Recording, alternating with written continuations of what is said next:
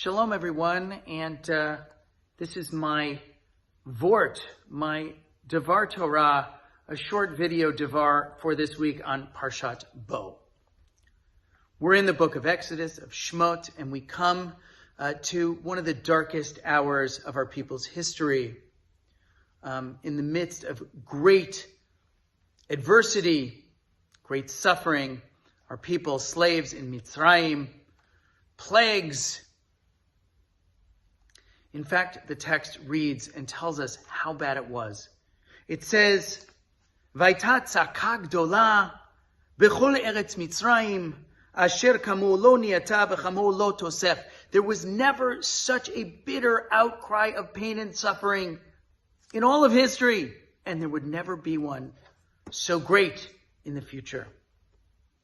This describes a very, very dark hour for our people. And yet, our people were on the verge of liberation, on the verge of being released and freed. Just this past week,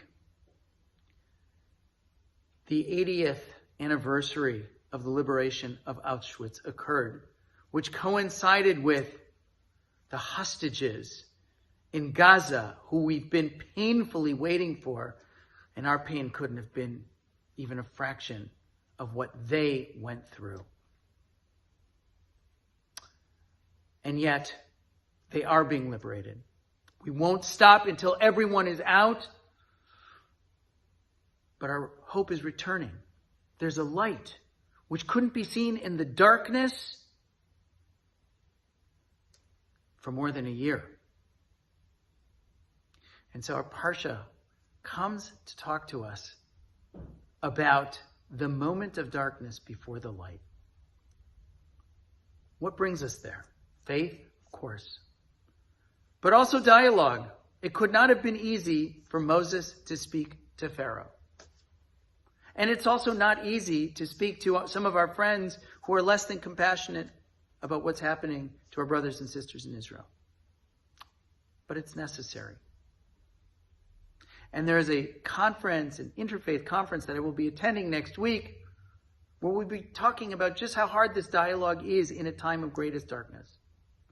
And we have a rabbi and a rabbinical student who will be here with us this Friday night for Shabbat dinner and to speak on this very important subject of dialogue in times of great darkness. I hope that you will come, be with us, think about these very deep issues, and also remember that in the darkest hour, we're always this close to the light coming in. Shabbat Shalom.